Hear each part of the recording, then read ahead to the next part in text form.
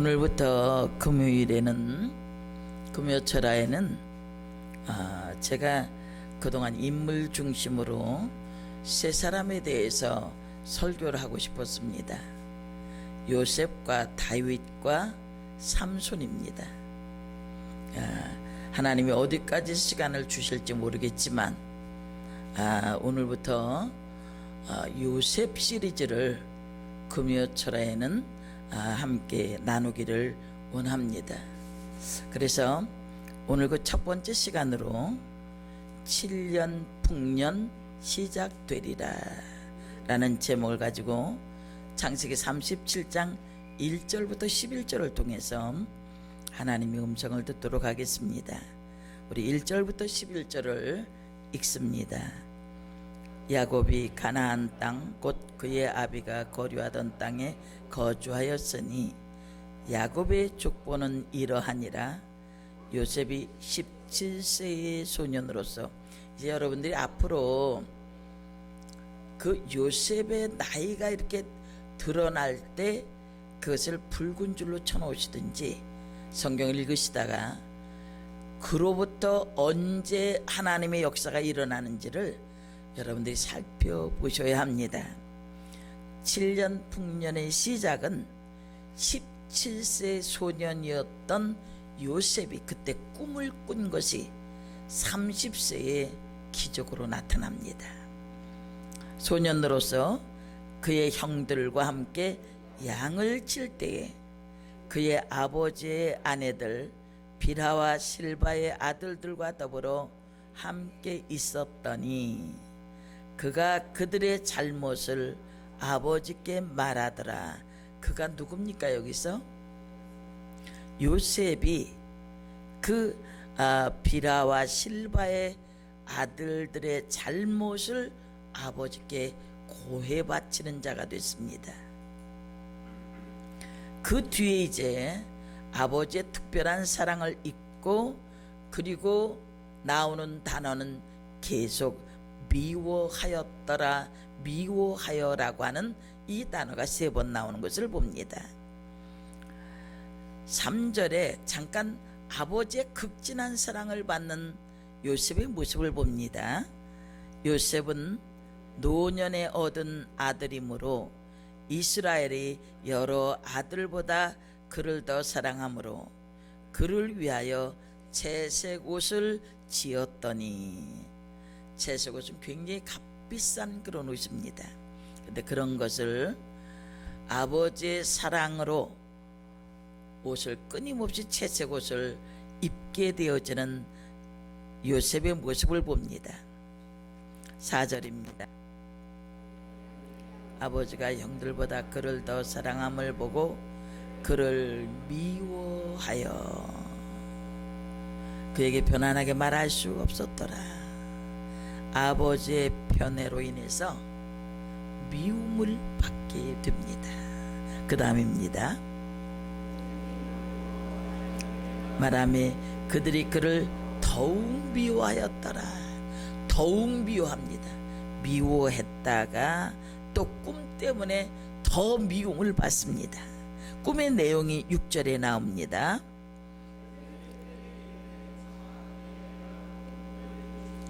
(7절입니다)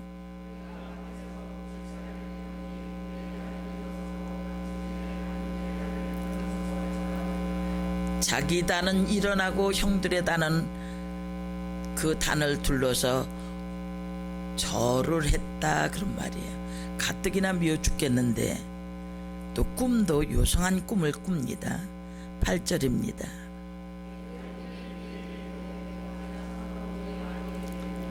참으로 우리를 다스리겠냐. 그의 말로 말미암아 그를 더욱 계속 미워하고 더욱 미워합니다. 그 다음입니다.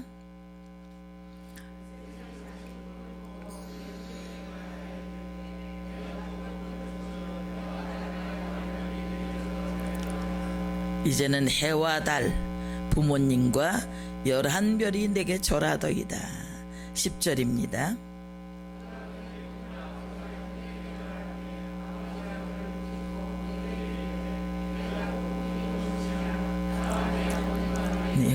참으로 가서 땅에 엎드려 네게 절하겠느냐? 아버지의 꾸지람을 받습니다. 11절이에요. 이제 미움이 지나쳐서 시기함이 이루어집니다. 그런데 그 뒤에 어떻습니까? 그의 아버지는 그 말을 간직해 두었더라.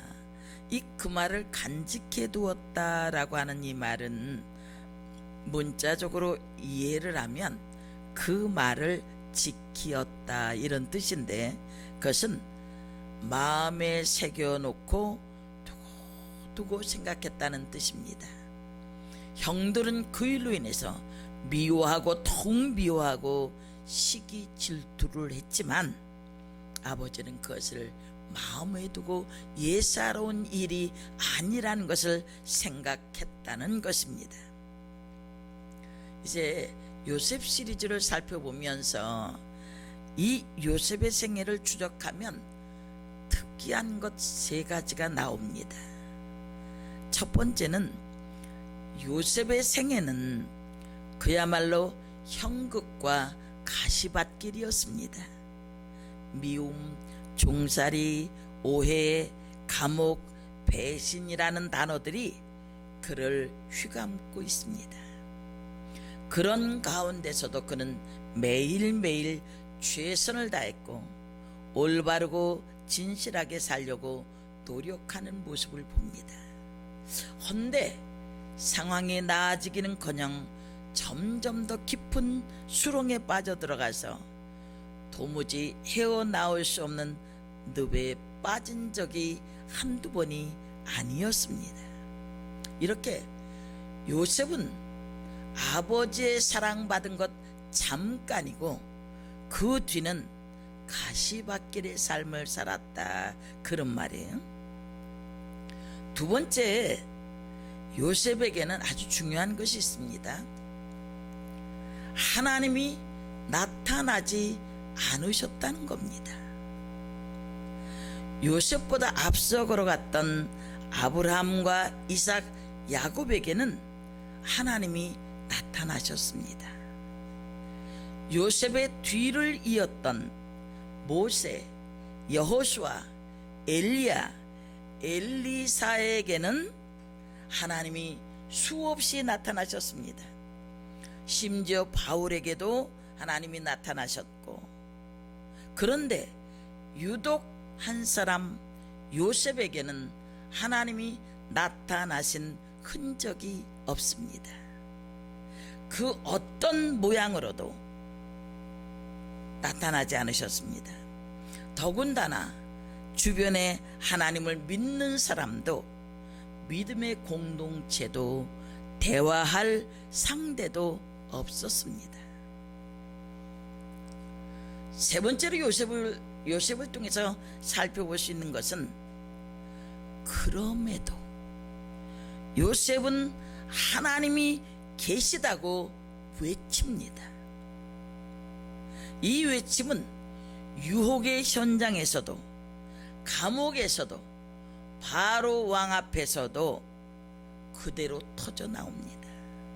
소년 시절에도, 장년 시절에도, 늙어서 숨을 거둘 때에도 변함이 없습니다. 무명의 시절에도, 유명인이 되어서도 여전히 그는 하나님이 계시다고 하는 것을 선포합니다. 그런데 입술로만 선포하는 것이 아닙니다. 온 몸으로 하나님이 살아계심을 드러내고 있는 것입니다. 더 나아가 다른 사람들도 하나님이 그와 함께 하심을 보게 만든 사람입니다. 우리 창세기 39장 3절 한번 봅니다.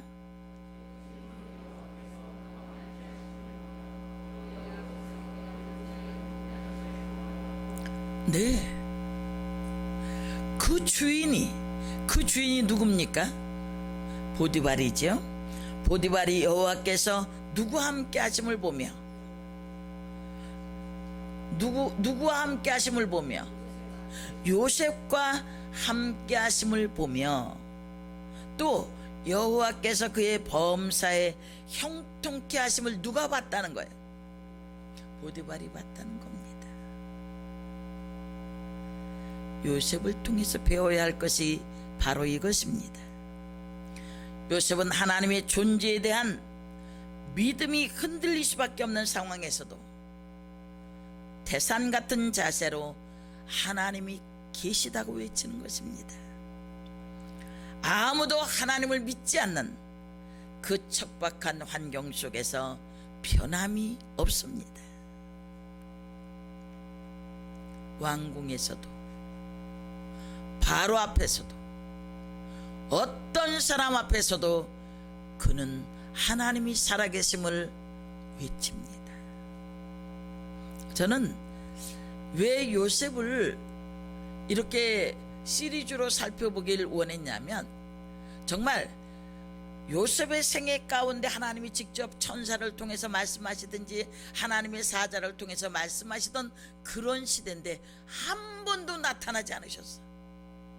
그의 주변에 믿음이 신실한 사람이 있었던 것도 아닌데 요셉은 한결같은 믿음을 가지고 살았던 사람. 오늘 이 시대에 뭐가 없고 하는 이러한 시대에 요셉을 배워야 할 것입니다. 그 어떤 상황에서도 하나님이 계시다고 하는 이 신실한 믿음을 가지고 나아갈 수 있기를 원합니다. 그러면 하나님은 분명히 우리의 삶의 현장에서 놀라운 기적의 은혜를 맛보게 하실 것입니다. 지금 어떤 상황이 있습니까? 코로나로 인해서 주춤해 있습니까? 요셉이었다면 어떤 믿음을 가지고 인내하고 있었을까? 이보다 더한 상황이 앞으로 온다면 내 믿음과 내 신앙은 어떻게 지켜질 것인가? 또 그 가운데서 내 삶의 현장을 통해서 다른 사람들이 정말 하나님이 함께 하심을 볼 수 있도록 삶을 살고는 있을까? 다른 사람보다도 가족들은 내가 믿음 있는 집사라고 믿어줄 것인가? 권사라고 인정할 것인가? 교회에서만 직분이 있는 것이 아니라 가정에서도 주변 삶 속에서도 하나님이 계십니다 라고 하는 절대적 흔들리지 않는 믿음이 있는 자를 하나님은 찾고 계시는 줄 믿습니다. 이렇게 17세의 꿈을 꾸었던 이 요셉에게 7년 풍년의 놀라운 축복이 나타납니다. 창세기 41장 46절부터 49절을 봅니다. 30세라. 아까 몇 세라고 그랬습니까? 그가 꿈을 꿀 때 17세라고 했습니다. 30세입니다. 그 다음입니다.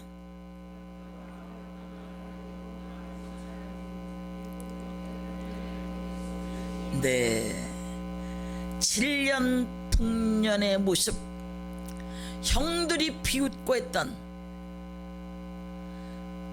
미움받았던 그 꿈이 7년 풍년의 놀라운 축복의 현장을 친히 체험하는데 몇 년이 걸렸습니까? 13년이 걸렸다는 거예요. 48절.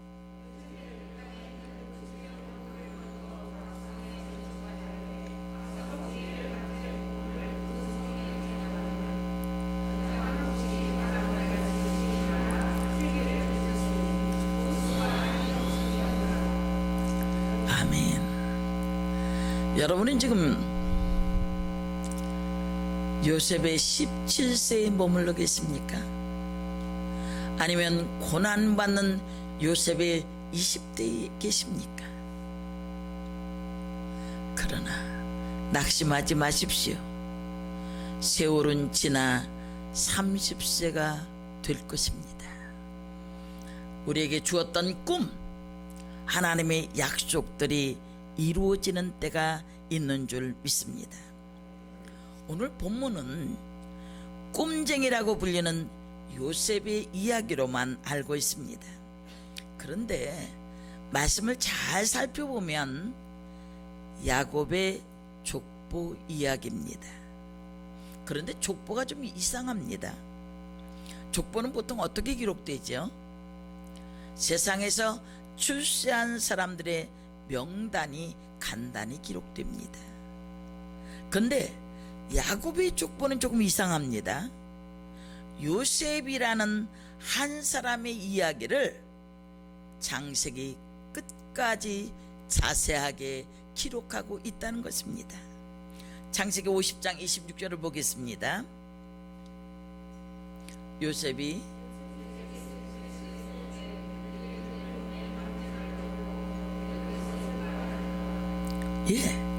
이상하지 않습니까? 왜 이렇게 한 사람 요셉의 이야기로 야곱의 족보를 기록하고 있는 것일까?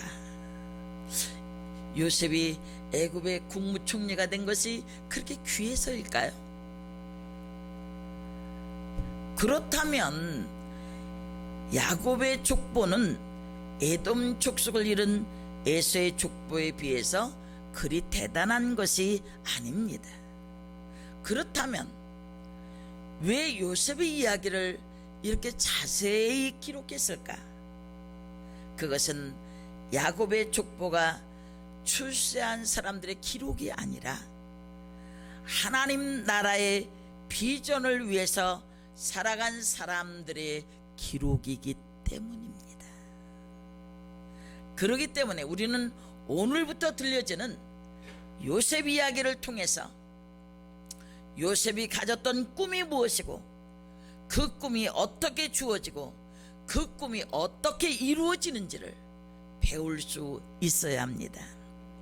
그래서 이제 7년 풍년 시작되리라. 제목은 뭔가 비전이 있어 보이지만 오늘 본문은 상당히 어두운 모습으로 흘러갑니다. 왜냐하면 이 37장을 기점으로 해서 요셉에게 험난한 길이 열려지기 때문입니다. 노예로 팔려가고 또 모함을 받아 감옥에 갇히고 이러한 생각지도 못했던 기가 막힌 웅덩이와 수렁이 준비되어 있기 때문입니다. 그러나 우리는 오늘 7년 풍년에 대한 꿈을 가지고 이 모든 고난도 달게 받아들이고 하나님의 뜻을 이루어갈 수 있기를 원합니다. 몇 가지로 살펴보는데 첫 번째는 꿈에서 시작된 축복입니다. 5절과 6절에서 꿈을 이야기합니다. 요셉은 하나님이 주신 꿈에 대한 확신을 가지고 있습니다. 그래서 형들에게 이야기하기를 주저하지 않고 확신 있게 이야기를 합니다. 형제들은 미워하고 시기할지라도 주저하지 않고 확신 있게 얘기하는 거예요. 나의 꾼 꿈을 들으시오. 8절 9절에도 미워하는데도 또다시 꿈 얘기를 하는 이 요셉의 모습을 봅니다. 여러분, 하나님이 주신 꿈과 비전은 그 어떤 경우에도 장애물 앞에서도 확신하는 믿음의 자세가 필요합니다. 일반적으로 아담부터 아브라함의 아버지 데라까지의 기간을 약 2000년으로 봅니다. 근데 성경을 살펴보니 이때는 꿈이 없었습니다. 그들이 꿈을 꾸지 않았다고 단정할 수는 없겠지만 적어도 신앙과 관련해서 하나님의 섭리를 나타내는 도구가 꿈으로 사용된 적이 없었다는 것입니다. 성경에 보면 꿈은 믿음의 조상 아브라함 때부터 나타납니다. 극적인 상황이나 결정적인 문제 앞에서 꿈은 놀라운 위력을 발휘합니다. 창세기 15장 1절 한번 봅니다.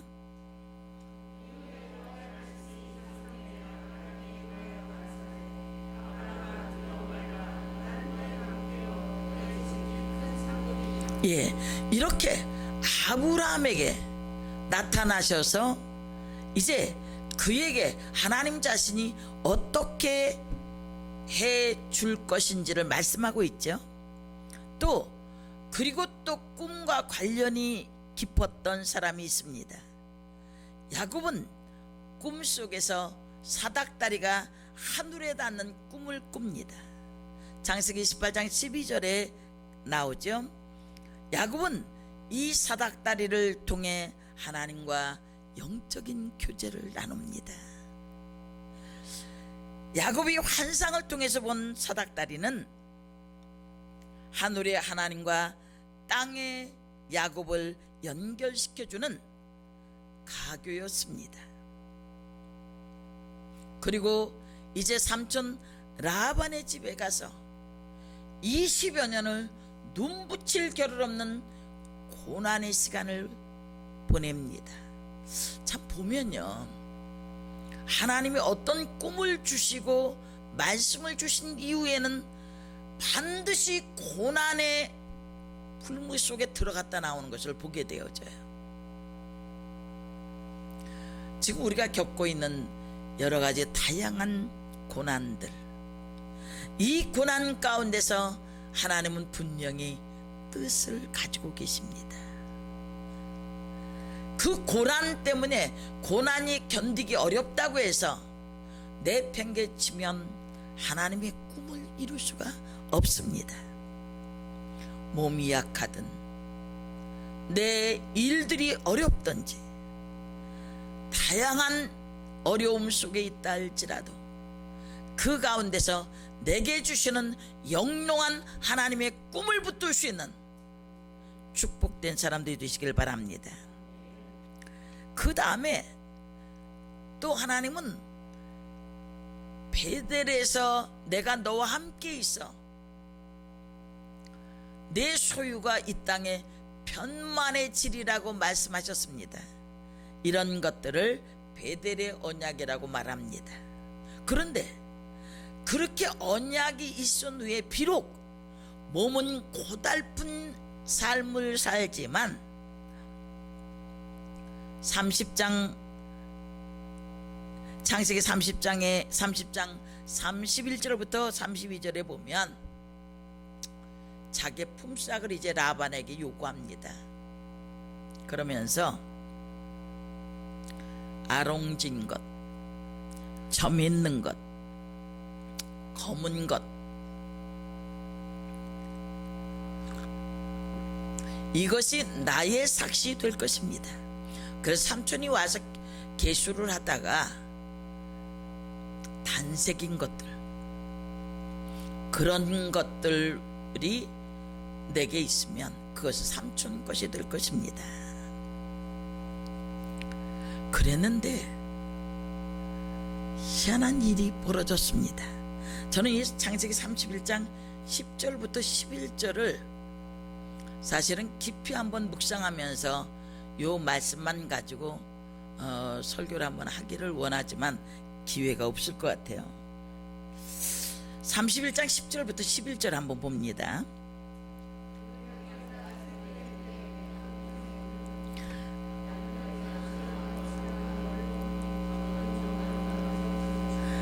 수양이 다 그 물을 마시러 앞에 오면요, 다 얼룩무늬 있는 거를 타, 얼룩무늬 있는 수양이 그 단색인 양을 타는 거예요. 11절 봅니다.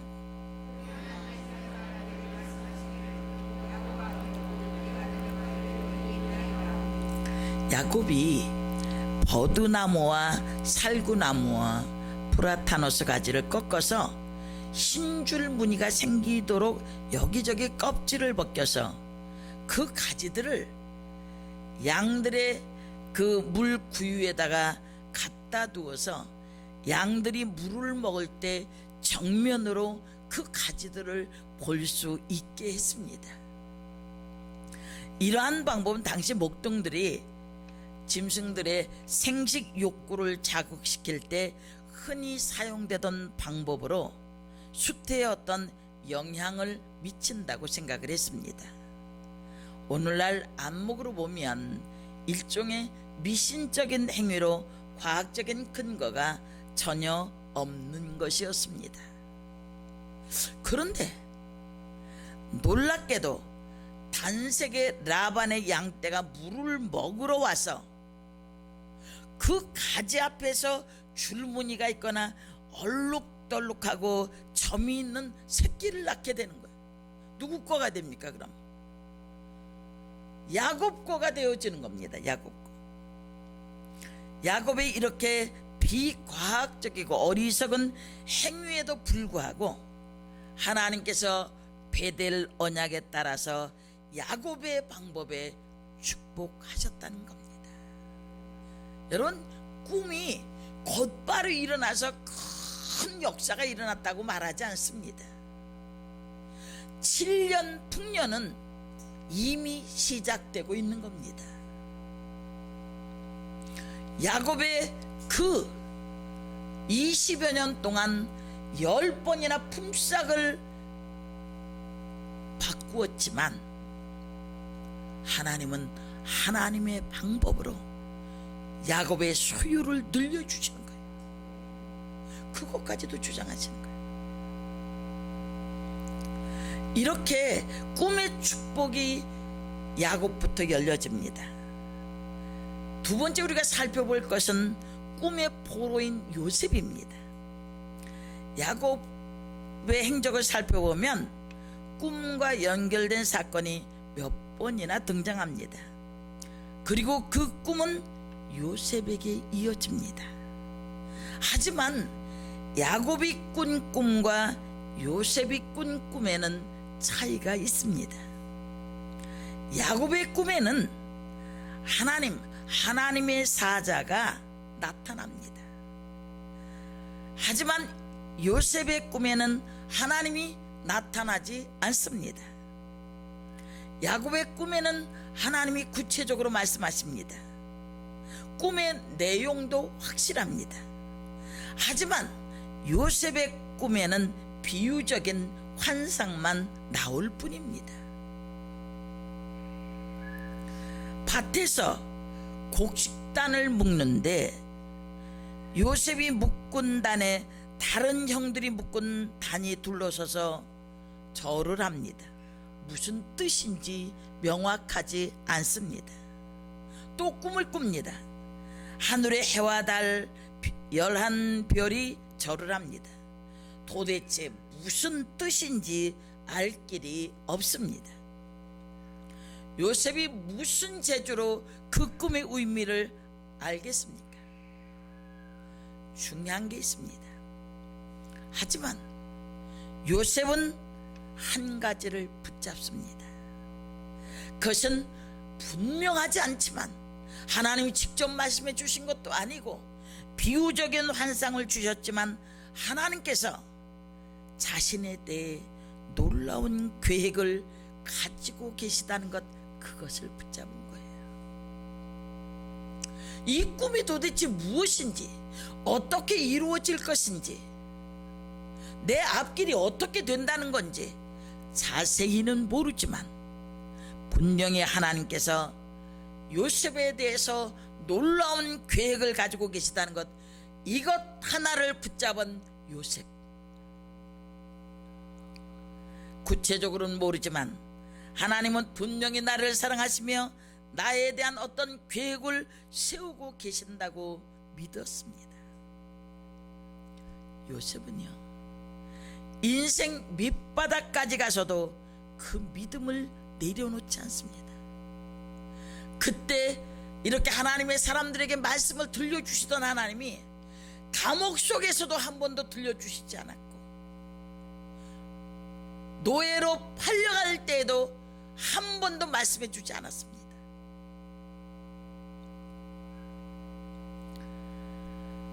사랑하는 성도 여러분, 요셉이 얼마나 억울했습니까? 얼마나 힘든 고난 속에서 하나님의 뜻대로 살기를 힘썼던 사람입니까? 요셉은 꿈 때문에 노예가 됩니다. 감옥에서 고초를 당합니다. 그러나 그는 하나님이 주신 거룩한 꿈을 가지고 그 모든 일들을 이겨냅니다. 우리 주변에 보면 두려움과 근심과 의심의 포로가 된 사람들이 많이 있습니다. 내겐 좋은 일이 일어날 리 없어. 상황이 바뀔 수가 없어. 이젠 끝이야. 나는 안 돼. 평생 이렇게 살아왔는데. 이렇게 말하는 사람들이 있습니다. 그들을 사로잡은 절망과 낙심과 의심의 사슬을 끊어버리지 않으면 빠져나올 수가 없습니다. 갈라디아서 5장 1절 한번 봅니다.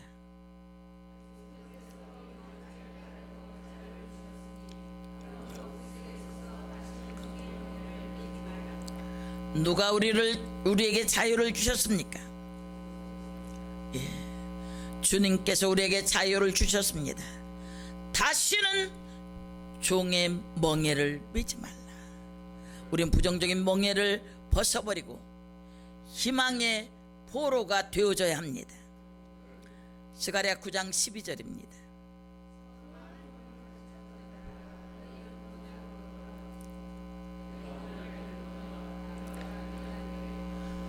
내가 배나 네게 갚을 것이니라. 세 번째 살펴볼 수 있는 것은 꿈의 축복이 말씀의 축복으로 연결된 것을 봅니다. 요셉은 희미하고 해석되고 이해되지 않는 꿈을 붙잡고 그 시점부터 희망의 포로가 되기를 다짐합니다. 어떤 분들은 그렇게 이야기할 겁니다. 그래도 요셉은 꿈이라도 꾸지 않았는가? 나도 좀 그런 꿈을 꾸게 해주시지. 그럼 요셉처럼 꽉 붙잡고 어떤 시련과 어려움도 극복하며 나아갈 텐데, 그 사람에게 꿈 주면 또 딴소리 합니다. 그러나 하나님은 오늘 우리에게 꿈보다 더 분명하고 확실한 비전을 보여주셨습니다. 히브리서 1장 1절부터 2절입니다.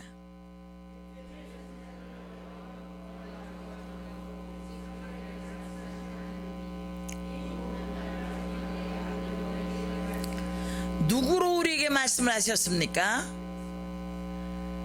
예수님으로, 예수 그리스도로 말미암아 우리에게 말씀하셨으니 이 아들을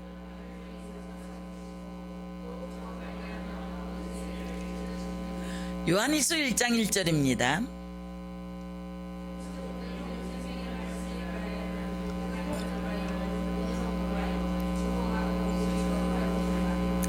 이 얼마나 분명하고 확실한 증거입니까?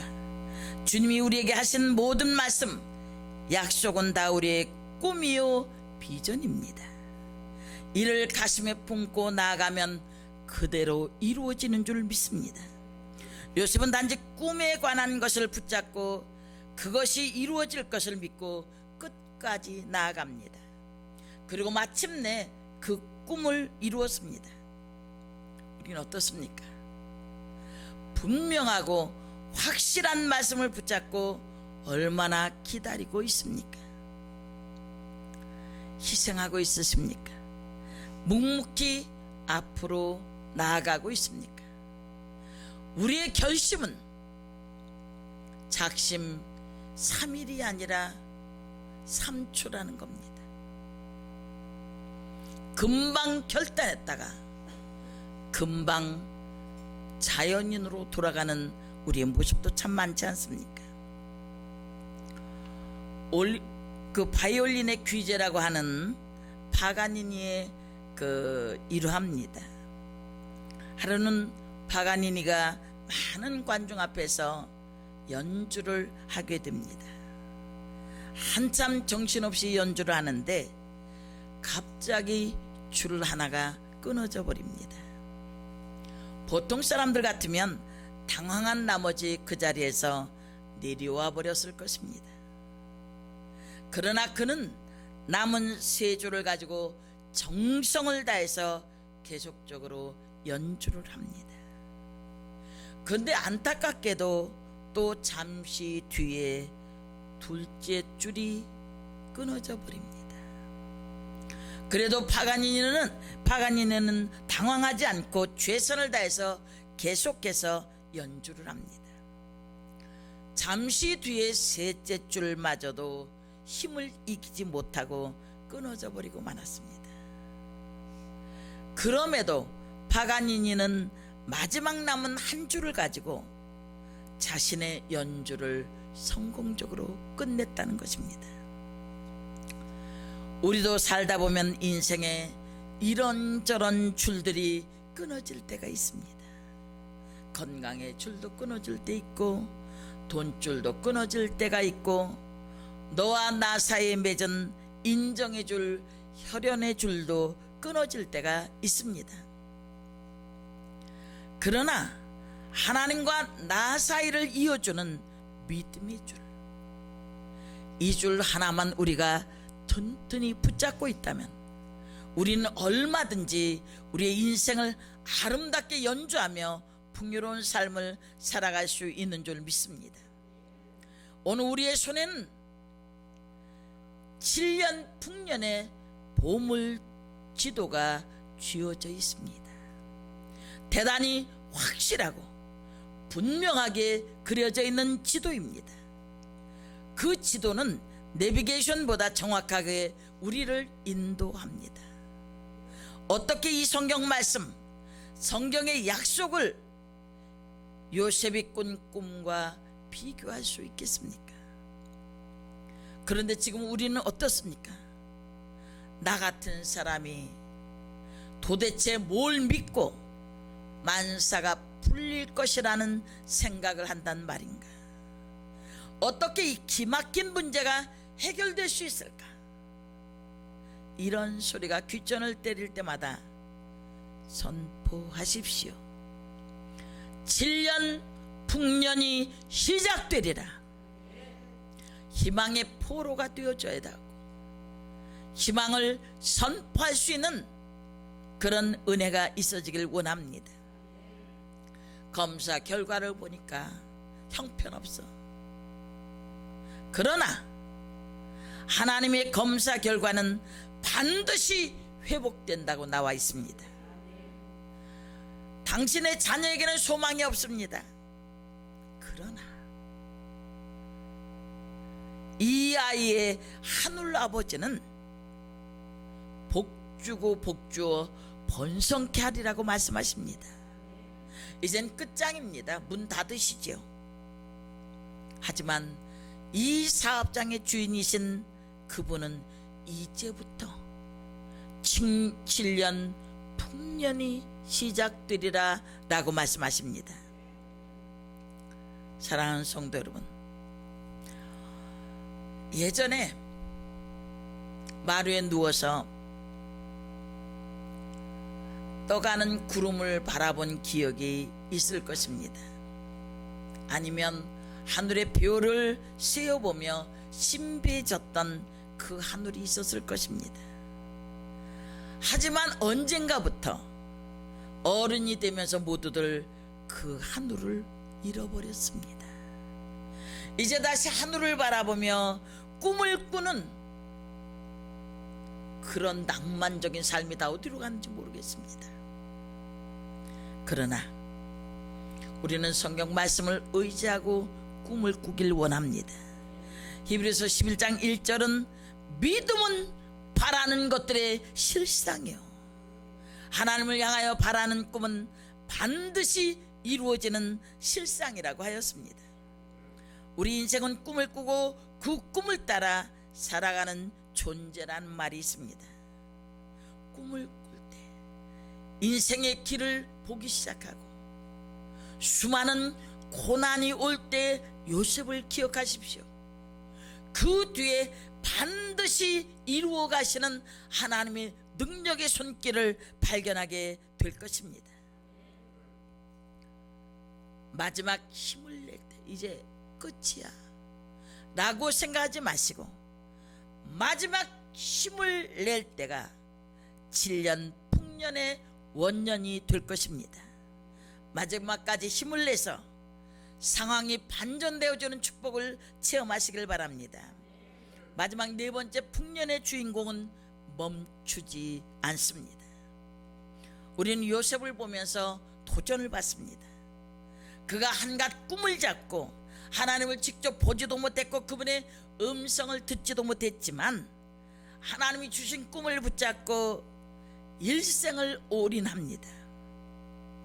참았고 기다렸고 진실했고 최선을 다해 삽니다. 그리고 결국은 7년 풍년의 주인공이 됩니다. 이와 같이 어떤 제약, 한계, 문제가 닥칠 때 그 다음에 나를 향하신 하나님의 뜻이 있음을 기대하십시오. 그리고 믿음으로 나가십시오. 분명히 어떤 역사가 일어날 것입니다. 벼랑 끝에 서 있는 듯한 절박한 상황, 바로 그때가 최선의 삶을 맛볼 여러분의 때가 될 것입니다. 그 자리에서 믿음의 걸음을 한 발짝만 더 내딘다면 권능의 손길이 나에게 날개를 달아줄 줄 믿습니다. 하나님이 끝이라고 하기 전까지는 절대로 끝이 아닙니다. 전반전은 끝났을지 모르지만 후반전이 남아 있습니다. 하나님은 실패자를 쓰십니다. 그러나 포기자는 쓰시지 않습니다. 하나님이 마침표를 찍으시기 전에 결코 내가 먼저 마침표를 찍어서는 안 됩니다. 시편 42편 11절을 한번 보겠습니다.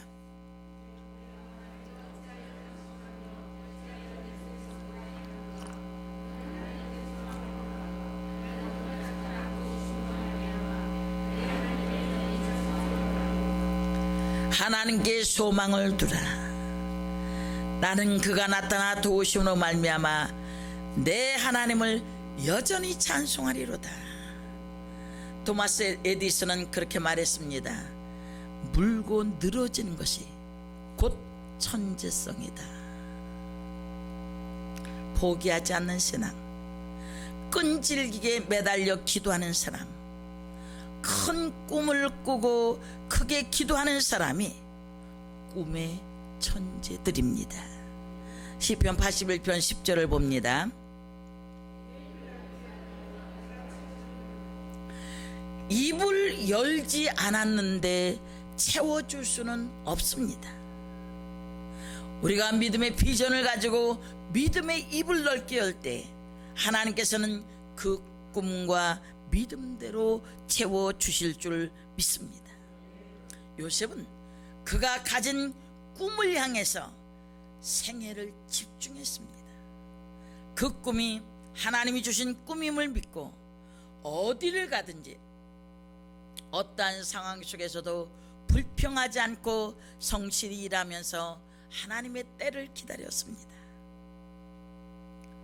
노예로 팔려가도 원망하지 않습니다. 시험이 왔을 때도 넘어가지 않습니다. 감옥에서도 성실하게 삽니다. 총리가 되었을 때도 성실합니다. 꿈을 이루기 위해서 그 꿈의 모든 것을 다 집중하고 모든 대가를 다 지불하고 살았습니다. 사랑하는 성도 여러분, 하나님이 주시는 영롱한 꿈이 있습니다.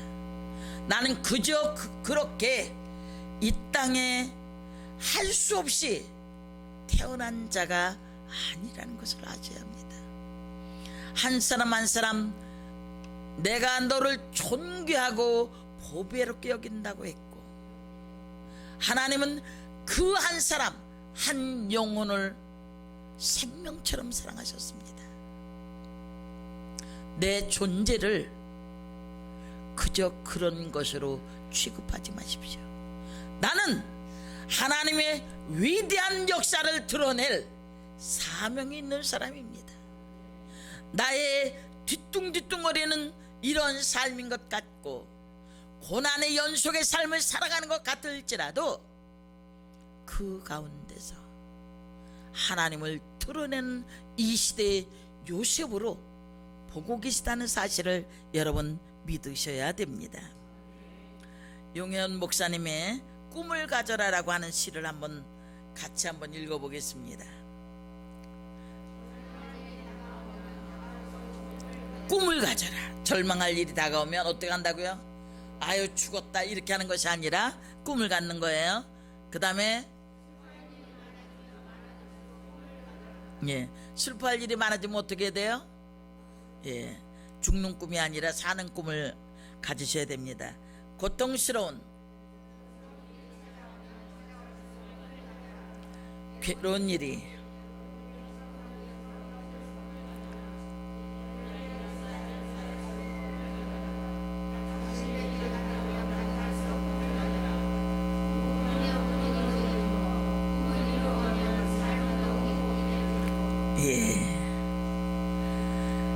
어려운 일이 있을수록 꿈을 가져야 됩니다. 그러면 도대체 나는 어떻게 내 꿈을 알 수 있을까? 나에 대한 꿈 어떻게 알 수 있을까? 두 가지 방법을 사용해 보십시오. 기도하십시오. 어떻게? 꿈을 달라고 기도해. 난 뭔 꿈인지 그냥 그저 그렇게 살아가는 존재로 자포자기하고 살지 말고 하나님 앞에 꿈을 달라고 기도해 보십시오. 분명히 하나님의 계획을 알려주십니다. 또 말씀을 보거나 말씀을 들을 때에 오늘 말씀을 들으면서 하나님이 나를 요셉처럼 쓰시려고 하는구나, 나를 야곱처럼 쓰시려고 하는구나, 하나님이 다양성 속에서 나를 쓰시는 것을 알게 되어집니다. 그러면 하나님이 꿈을 우리에게 주신다는 거 어떻게 느끼냐면, 계속 저는 이 목회하는 이 사역을 은혜 받은 후에 교회 가는 게 너무 즐거운 거예요. 그때 어떤 생각을 했냐면, 내가 그때는 여자 목사는 생각도 못했으니까 내가 사모님이라면 주일날 하루 종일 예배드리고 교회에서 살 텐데 얼마나 좋을까. 근데 우리 사부님 보면 목사님 될 가망이 없어. 그래서 이제 그건 포기했고, 근데 포기한 저에게 천사도 흠모할 만한 귀한 사명을 주신 거예요. 끊임없이 한 가지 일이 지나면 또 다른 어려움이 있고 또 다른 어려움이 있고 숨이 턱에 닿는 듯한 그런 삶인데, 70을 넘어서 이렇게 보니까 이제는 고난이 오면 이것 뒤에는 하나님이 이런 축복을 주시겠구나. 하나님이 의미 없는 고난을 주시지 않더라고요. 고난 당한다고 좌절하고 절망하지 마시고, 좋은 일이 많이 생긴다고 해서 늘어져 있지 말고, 하나님 앞에는 우리의 고난의 삶이든지 우리의 복된 삶이든지 큰 차이가 없습니다. 다만 없고 없을지라도 하박국 선지자를 통해서 하박국 3장 16절부터 19절까지 보면 그 바벨론에 의해서 초토화돼서 창자가 흔들리고 입술이 떨려지는 절박한 상황, 그리고 없고가 6번이나 나오는 절대 빈곤의 시대가 되어져. 여호와는 나의 힘이시라. 그가 나의 발을 사슴과 같게 하시고 나를 높은 곳에 올리시리라. 어떠한 상황 속에서도 그때 뭐 상황이 달라진 게 아니에요. 여전히 그 바벨론의 그 침략으로 인해서 극심한 고통을 겪게 되어지는 그 상황 속에서 하나님이 하박국의 눈을 열어서 하나님의 역사를 보겠다는 거예요. 그 절망의 현장에서 여호와는 나의 힘이시라. 그가 나의 발을 사슴과 같게 하시고 나로 나의 높은 곳에 올리셨다. 승리의 교두보에 내 발을 올려주신다는 거예요. 하나님 어떤 상황에서 죽이지 않습니다. 끝까지 신뢰하고 7년 풍년을 오늘 37장 1절부터 11절까지 느끼셨다면 이것이 13년 후에 이루어지는 그 과정까지를 통해서 요셉이 어떤 모습으로 세워져 가는지를 함께 기대하면서 믿음으로 바라볼 수 있기를 원합니다. 우리 모두가 이 시대에 하나님이 원하시는, 하나님이 찾으시는 요셉의 삶이 되어지기를 주님의 이름으로 축원합니다.